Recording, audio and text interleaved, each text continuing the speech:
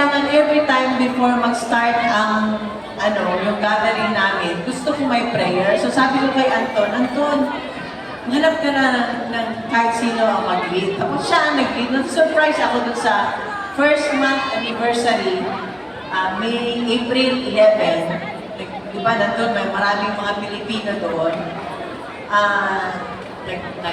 Nag-gathering, nagpapwentuhan, tapos may, yun na nga, bago nag-umpisa kasal. So, yan ang ko, walang kriminal sa grupo ng KOJC. Walang kriminal dyan.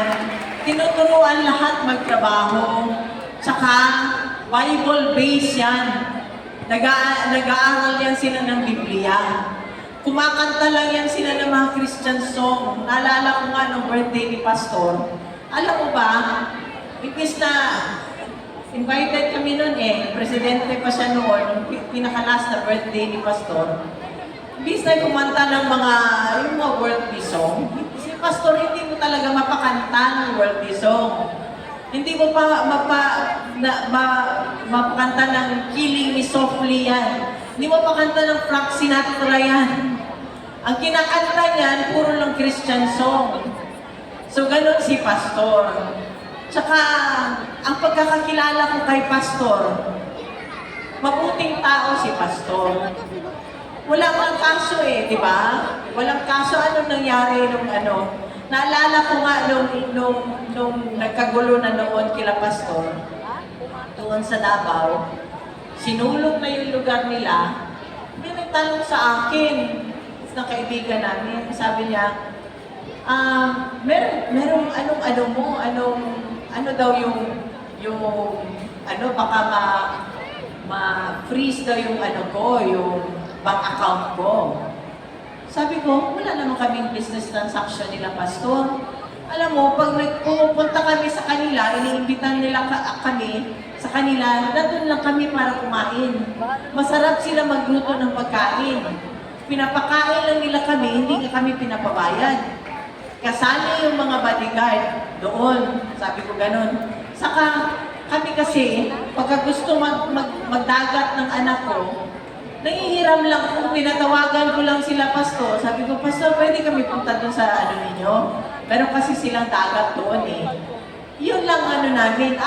Sabi ko, wala kaming business transaction ni Pastor. Hindi niya ako binibentahan ng kung ano-ano. Wala din ako binibenta sa kanya. So yan ang kay Pastor. Tsaka, isa ko, dito talaga, ako importante sa akin, yung totoo ng tao at totoo ng kaibigan. Bahala na, sabi ko nga ako, mas gusto ko pang maging kaibigan alam niyo may tindahan ako sa terminal, bus terminal. Gusto ko pang makipag-usap doon sa mga, yung nagtitinda sa sidewalk, kesa dito sa mga plastic Tupperware. So, mas gusto ko makausap yun, maghalubilo sa kanila, kesa sa mga ganong klaseng tao. So,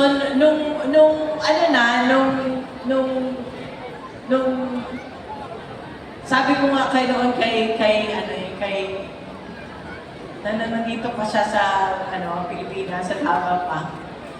Sabi ko, si Pastor, baliktarin mo man yan, totoo mong kaibigan.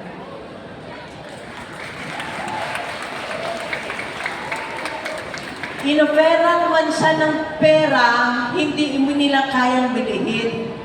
Totoo mong kaibigan. Kinulong na nila, kaibigan mo pa rin.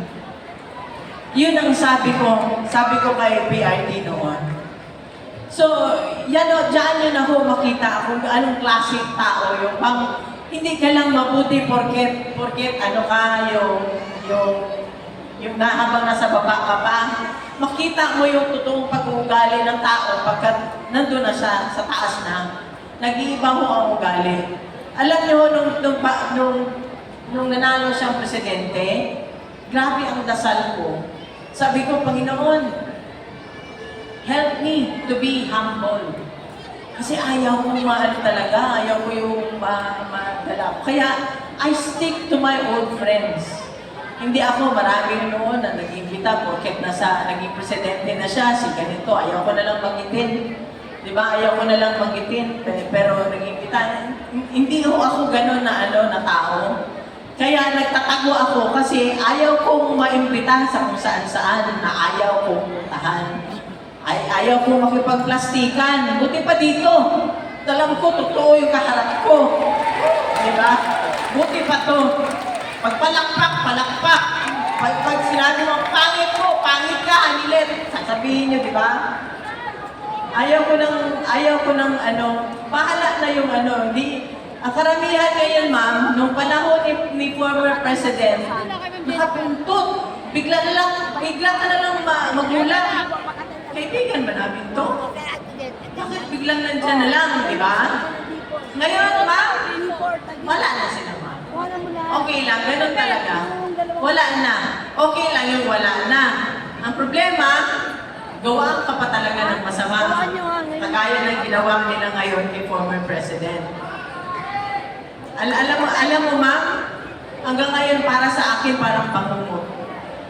Kasi kidnapping talaga yun eh. Hindi ko akalain na pwede ka pa nang tanggalin at ilipad ng ibang bansa na wala kang passport. Kasi nung time na yun, is ginagaling kami sa Hong Kong, yung yaya ni Kitty yan na yaya ni Mira ngayon. That means 21 years na siya sa amin. Sabi ko, kasi ilang araw ng absent, binook ko na yung flight nun pabalik ng Davao. So, ibang gamit namin, dinala na niya. So, kaya nung nagtaka ako, sabi ko, nung nandun kami sa Villamor, ma'am, paikot-ikot ako. Ako ang lumalabas eh. Natulog na lang si PRD noon kasi maaga yung flight namin. Natulog siya doon sa sofa. Nakita niyo yung litrato doon, di ba? Sa sofa siya natutulog.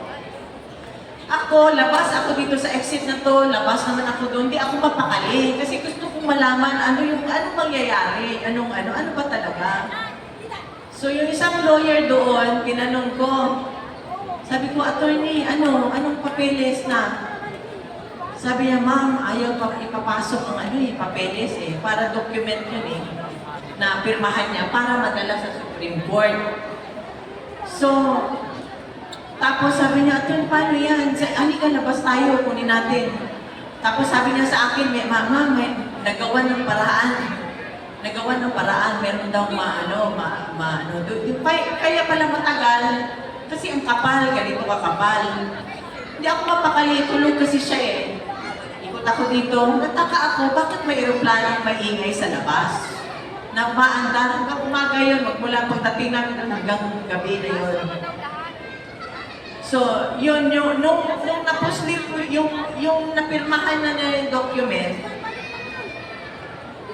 di ba kita niyo na nangyari? From paglabas namin, di ba kita, wala namang, sino hindi nakakita nun? Sino hindi nakakita? Lahat, di ba? Napanood nyo lahat, di ba? Di ba? Nasa social media lahat.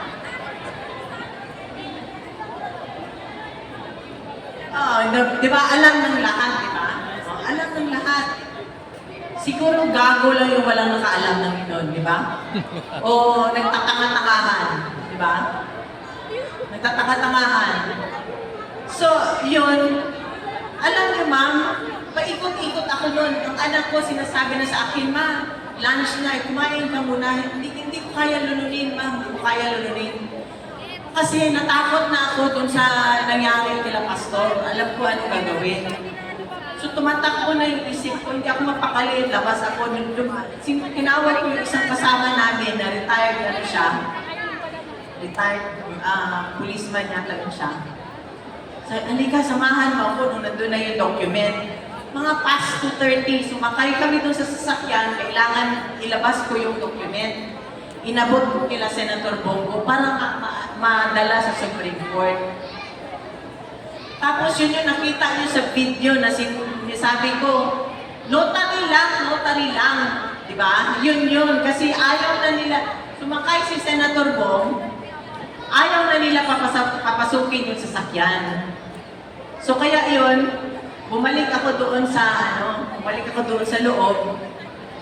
hanggang gabi na, pinapakuusapan namin, sabi ko, di ba, narinig nyo, maawa, miski awa na lang, 80 years old. Di ba, miski awa. Wag na yung pagmamahal, awa na lang.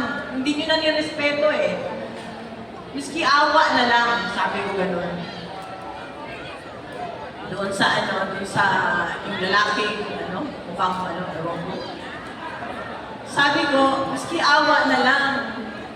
So, hindi siya, walang nangyari, di ba? Hanggang kinuha siya. Tapos, kasi pinapalibutan nila kami eh. Hindi na kami, hindi makakilos. Hanggang ganyan lang yung hindi ka makaganyan, kasi nandyan sila eh, dikit na dikit eh. Hindi ka makasipa. Nung nakita niya na naharas na kami ni Kitty, kasi ginagano na nila, iniwalay na nila si Veronica sa akin eh. Kaya sabi ko, ibalik niyo yung anak ko. Sabi ko gano'n, di ba? Pati ako, nakita niya, gumanyan na si former president. Gusto niya magpaposas. Sabi ko, wag, masakit yan. Sabi ko, wag. Wala na, nagkusa na lang siya. Kumusa na lang siya pumunta doon. Kaya, sigaw na lang ako, bong. Sabi yung mga lawyers, para samahan kasi pinipigilan kami eh. Wala na talaga akong magawa. Kaya yun, nung time na bago pa lang, di ba, bago pa lang kami bumaba ng eroplano, gusto niya na kami pauwiin. Kasi ayaw niya makita ng mga anak ko, Kitty. Pero sad to say, nakita niya talaga. So yun, natangay na siya. Biruin mo, ilang oras kami doon? 10 oras pa kami. 10 oras kami. Di ba? Tapos, may isang paep-ep. 10 oras kami doon. May dapat ginawa ka. Di ba? May dapat nagawa ka. Alam mo yung anak ayaw papasukin. Right yun ang anak eh. Wala na, hindi na miski hindi lawyer. May hand ka doon eh. Kasi, related sa iyo yung nakaupo. Di ba? Pero wala ka ginawa. Maraming lumipas na maraming abuses. Doon na lang sa KOJC, maraming abuso na nangyari doon eh. Alam ko yun eh. Diba? Hinahanap nila doon, pinagbungkal na sila ng property doon na hindi kanila. Pero walang ginawa. Ngayon, magpa-ek-ek ka. Diba? So, yun ang ko. Kasi ang bilin talaga sa akin ni Presidente, sa amin, sabi niya, 10, Duterte. Duterte talaga. So wag niyo hong kalimutan. Maawa kayo sa susunod na henerasyon. Kung ang former president nga kaya nilang gawin ito, wala na eh. Ultimo tayo, wala tayo eh. Ako, contributor ako ng SSE, ng PhilHealth. Wala na, di ba? Wala na eh. Parang walang ibang tao dito sa Pilipinas. Sila lang. Parang ang buhay mo at buhay ko. Buhay na anak mo, baliwala. Di ba? So, kailan tayo? Kailan tayo kikilos, di ba? Parang sabi ko nga kanina doon kasama ko sa loob, hindi kaya mas mabuti pa sa China si communist, pwede magsalita. Ngayon, magsalita ka lang, kung ano-anong gagawin sa inyo, ang mga vlogger, anong ginagawa? Di ba? Social media, yan ang free, yan ang binigay sa atin. Hindi mo kailangan magbayad sa isang mainstream media para makapagsalita sa social media. Ngayon, pinagbabawal nila yan. Baka sa sunod, paghinga ninyo, bawal na.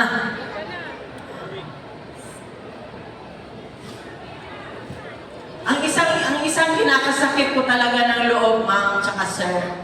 Kasi nung isang araw, ano yun, may calls kami Tuesdays at Fridays. Ito, iyak naman ako kasi tuwing kwento ko nito, may iyak ako eh. Yung calls, ako tinawagan ni former president. Tinawagan ako ni PRD. Sabi ko, oh, kumusta ka? Kinokontrol ko yung ano ko kasi ayaw niya yung biyak eh. Alam niya ako iyakin. Sabi ko, kumusta ka? Usap. Ay, si ano pala, ganito lahat, kwento ko. Ay, si Kitty nag-text, sabi niya, sinabihan pa naman ako ni Kitty na, ma'am, may importante ka bang sabihin kay Dada? Kasi kung wala ako na lang daw, siya na lang daw. Ang sabi ng tatay niya sa akin, sabi niya na, sabihan mo na lang si Kitty, kasi napagka siya ang kausap ko, emotional ako.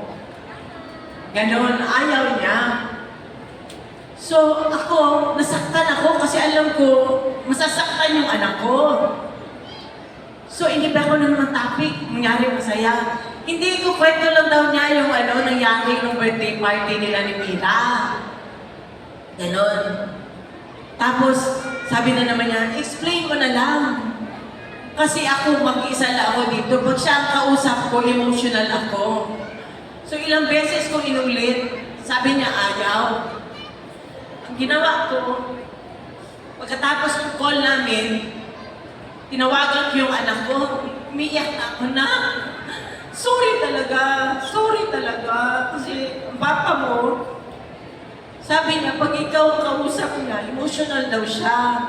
Ako naman, naawa ko sa tatay kasi siya lang mag-isa doon. So, ayaw ko siyang ma-stress, ayaw ko siyang malungkot doon.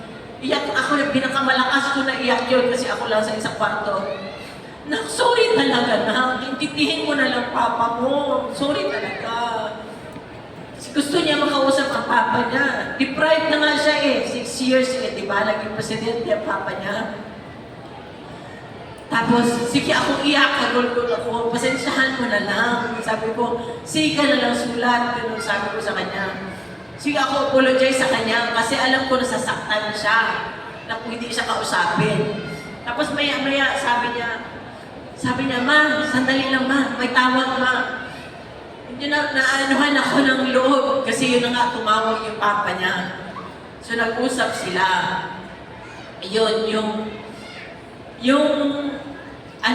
klase ng tao na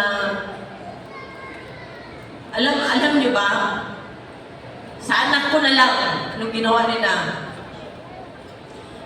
doble ang sakit sa tatay at sa anak. Kasi yung Kitty ko, may yan siya nagte-therapy yan siya. Ang parang security blanket niya, papa niya. So, natutulog pa yan, 20 anyos, 21 anyos, natutulog yan sa tabi ng papa niya. Ang papa niya, magreklamo sa akin. Sabihan mo nga yung anak mo, kaya hindi magkapareho, magkaiba man sila na pagpasok ni Kitty, hindi pa inaantok ang tatay niya, nanonood pa ng TV, sabihan niya, Dada, matulog na tayo. Patayin na lang ng tatay niya yung TV, tapos yung aircon ang aircon ng thermostat ng papa niya, 28. Ang kay Kitty, 16. Tapos, yung kulambo ng tatay niya, alisin niya. So yung papa niya, reklamo sa akin. So sabi mo yung anak mo, sabihin mo dun sa kwarto niya matulog. Wala akong magawa para ako, wala lang ako, pabingi-bingihan na lang ako kasi isa gusto sa siya naman gusto niya palipatin kasi naawa na din ako, hindi din makatulog. Tsaka nung nag-aaral siya sa Manila, sabihan niya ako pagka na naman siya, may moment siya, ma, kailan papuntahin mo na si Dada dito, wala man siya trabaho. Gano'n lang sabi niya, kasi gusto niya magbantay sa kanya. Bakit ano ba ginagawa ni Dada dyan? Wala man siyang trabaho. Yung tatay naman niya, naawa naman ako kasi ayaw na sumakay ng eroplano. Ano na ba? Siyempre, matanda na. So ano ako, hati ako ba? So yan ang dalawang sakit ng dibdib ko. Sa kay former president tsaka sa anak ko.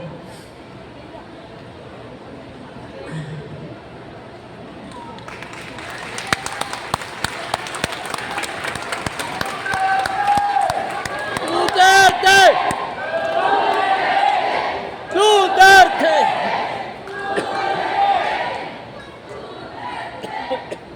Kaya nga ngayon yung anak ko, naawa ako, nahinog sa pilit. Kita mo biglang nag-mature. Bigla talaga nag-mature, parang overnight nag-mature siya. So, dati yan, yung hindi niya kasi makuha sa akin, sa tatay niya, dinadaan niya dun sa tatay niya. Ganun yata pagkababae na anak, di ba?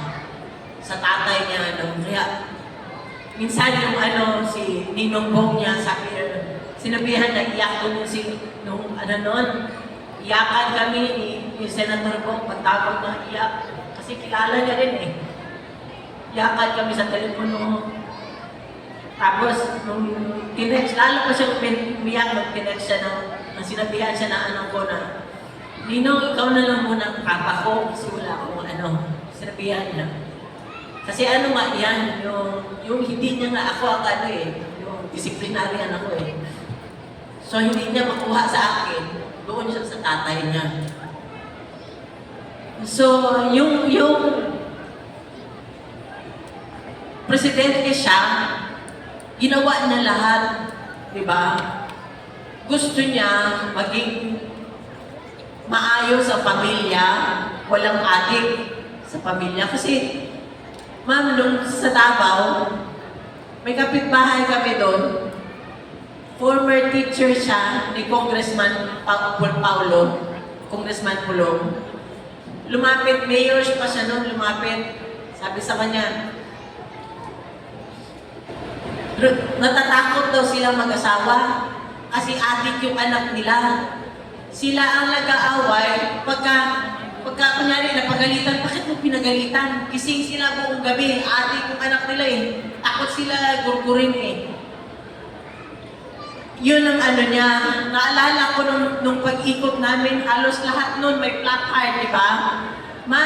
Mayor, ang biyenan ko, adik. Lahat, di ba, noon, naalala nyo, 2016. Alam mo, ako lang talaga ang nag-refuse. Hindi ako nagpakalpo, di ba? Kasi naaway ko siya noon eh. Alam ko kasi magtatrabaho siya eh. Wala siyang pakialam. Wala siyang pakialam kung anong mangyari sa pamilya niya. Basta gagawin niya yung panunumpa niya. Ganon siya ng klaseng tao eh. Nanumpa siya eh. Hawak ni Kitty yung Bible. Ganon siya eh. Kaya nung araw-araw na siya umaalis, pinapakain ko siya ng sermon, nagagalit siya. Tuwing kumakain kami bago umalis, sabi ko, pag tumakbo ka, ganyan-ganyan, hindi ka wala ka ng privacy, ganyan-ganyan, lahat. Ayaw ko talaga nung na yun na tumakbo siya. Pero wala, nung nakita ko na nung first na sa Cavite, nakita ko na yung ng tao eh. Tuwing mag-a-announce siya ng against sa mga drug addict, alam nyo ma'am, kahit saan ako ma'am, tumatayo ako bigla akong napapatalon sa kinaupuan ko. Pag sinabi niya kayong mga kurap, kasi iniisip ko yung anak ko ang balikan. 12 anyos lang siya doon ma'am eh. Diba? Yun ang ko kasi siya lang yung siya yung minor, walang posisyon sa gobyerno. So yun ang ko, alam ko talaga yung panunumpa niya, gagawin niya talaga. Kaya yun, lahat ng mga may sakit, o PGH, magkano ang budget nun? Diba, ang sabi ng doktor nun, kala nila ang 100 billion na budget is one time lang, monthly yun. Napupunta sa mga may sakit kasi alam niya yan eh, nung Nung mayor siya, alam niya, ang pinakaunang inilalapit ng tao, mayor, na ospital, may sakit ang nanay ko, mga ganun, di ba? Wala talaga, katawan na yan ng tao eh. Hindi mo maano yan, lahat ng pamilya, pag yan ang dumating, kahit na gaano karaming ipon mo, di ba? Talagang mawawalan ka pag yan na Kaya nga sinabi, health is wealth. Pag nagkasakit na, wala na tayo. So yan ang sabi ko nga kung sino pa sabi ko, buti pa, naging gago ka na lang ng presidente ka. Mas hindi pa siguro masakit, no? Sana nga, sabi ko, ka na lang, nangurakot ka na lang, kung ano ginawa mo. Pero hindi Miski na pagod siya, pinilit niya talaga. Miski na sa edad niya, pinilit niya, pinupuntahan niya. Miski na sa Marawi, alam na delikado na pupunta siya, lumilipad siya, papunta doon, hindi ba yun alam? Diba? Lahat ng pinipilit niya, sinagad niya talaga yung katawan niya. Nasagad talaga ang katawan na sulit talaga yung pinasweldo niyo. Sabihin sa inyo, sulit talaga.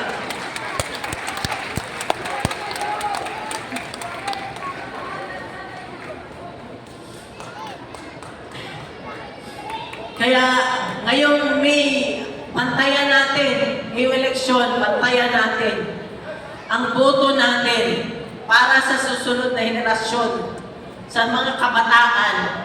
Sana magtino na tayo, magtanda tayo, maglumplong tayo sa gobyerno na hindi yung pansarili lang ang gagawin, ang magpapa-elect lang dyan pagkatapos ng pansarili na nila, isipin nila. Yung totoo, sanang may puso para sa tao. Mahirap po yun Ito, si President Duterte talaga, may bintang na lahat. Babaero, di ba? Pero yan, patriotism, hindi mo maano yan sa kanya. In fact, pwede ko sabihin pa, mas minahal pa niya kayo ang bansa kaysa sa amin. Kasi hindi niya inantala sa pamilya. Hindi niya inantala na makidnap ba o maano ba ang pamilya. Salamat, ma'am. Salamat. Duterte!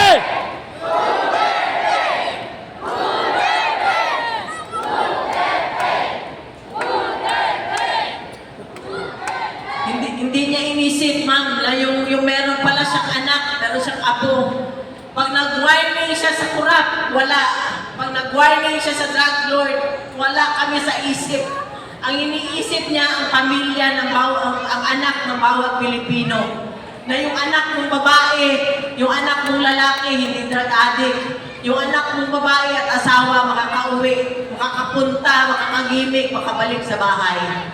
Yun ang niya. Even hanggang ngayon, nung alam niyo ba na hindi yan siya ayaw niya ng malamig na lugar. Sabi ko nga sa kwarto 28, ang thermostat. Ma'am, subukan mo 28 na thermostat. Pero pagbaba sa aeroplano, dinala siya ng mga animal doon sa hay. Sinabi pa niya kay ES, wala siyang pera nun, ma'am Wala siyang pera. Hindi na siya mahawak na pera, hindi niya na alam na magsabi na lang yan siya ng gusto niya kumain, gano'n, pero hindi niya na alam. Wala na yan siya sa pera. Sinabihan pa niya si ES, Bong,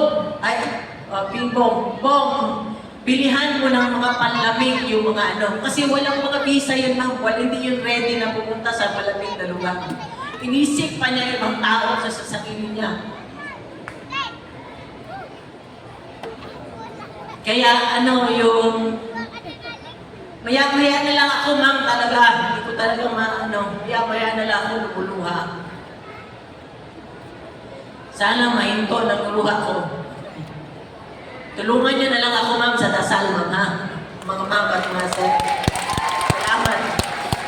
So ngayong May 11, wag na kayong wag na kayong lumingon pa sa sa ibang Halika dito, ma'am, yung may karatula. Ay, yung likod na yung may sa likod. Ay, ika. Yan pala. Yan. Alam mo, ma'am, ito sila kasama namin even noong 2016. Hindi yan nagbago. Totoo yan. So yung mga taong ganyan, kung nyo tingnan, ang karakter ang tingnan nyo. Huwag kayong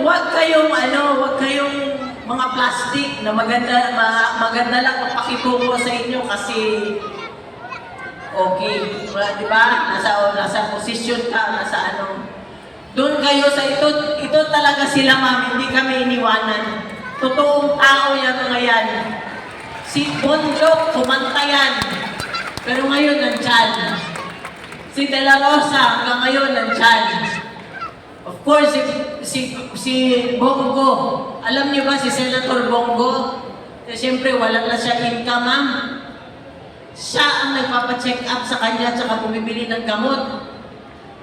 Hindi niyo ba alam yan? Hindi niya yung nagsasabi. Basta ang mga gamot niya nakakarating na lang sa amin. Siya ang gumagastos. Hinlo. Nasa amin na yan, ma'am, 2016. Totoong tao. Huwag kayo dun sa lumalabas lang tuwing eleksyon na humihingi lang ng tulong natin, boto natin. Pagkatapos, silito lipad, pagkatapos lumilipad. Di ba? Pero hanggang ngayon, nandyan. Nakaka-frustrate kasi, ma'am. Wala naman siya nagawa eh. Hindi naman marunong magsalita. Balimbing. Lampino, nandyan na yan. Senator Marcoleta, nakita ninyo. Pastor Kibuloy, kinulong na nila. Binitay nila. Hindi bumaliktad. Hindi napibili ng pera. Rodriguez, kita mo anong ginawa. Hindi niya matiis. Hindi niya kayang sabayan ng kalokohan. Doon tayo, ma'am. Hindi yung alam mo ng kalokohan, alam mo ng illegal, hindi sumasabay ka pa rin sa kanila. Ibig sabihin, walang prinsipyo. Huwag na tayo dun sa walang prinsipyo. Of course, is Ipe Salvador. Sabihin ko sa inyo, ma'am, matino na tao yan. Nandyan yan siya, na parati namin kasama. Whether sa anong panahon, hindi pa, mayor pa lang siya, kasama na namin yan. Hindi mo kailangan bigyan, hindi mo kailangan aamuin or anong gawain mo para sumama. Wala, yung talagang, ang nanaig talaga is kaibigan. Yun ang nanaig sa kanya. Of course, si Dr. Mata, taga Davao din yan. So sana, ma'am, bigyan natin ng tsansa. Total, yung mga nandyan ngayon, ang tatagal na eh. Matatagal na, masyado ng matagal. Sobra na sa institusyon. Apo na nga nila, parang sa panahon pa ng lolo ko pa yata yung iba dyan eh. Subukan natin, ma'am. Subukan natin. So, magandang gabi po sa inyong lahat at marami pong salamat. Mabuhay ang Pilipinas at mabuhay ang Pilipino. God save the Philippines. Pagdasalo natin ang Pilipinas. Dasal ang ating sandata ngayon. Dasal ang ating kailangan. Salamat po. Duterte! Duterte!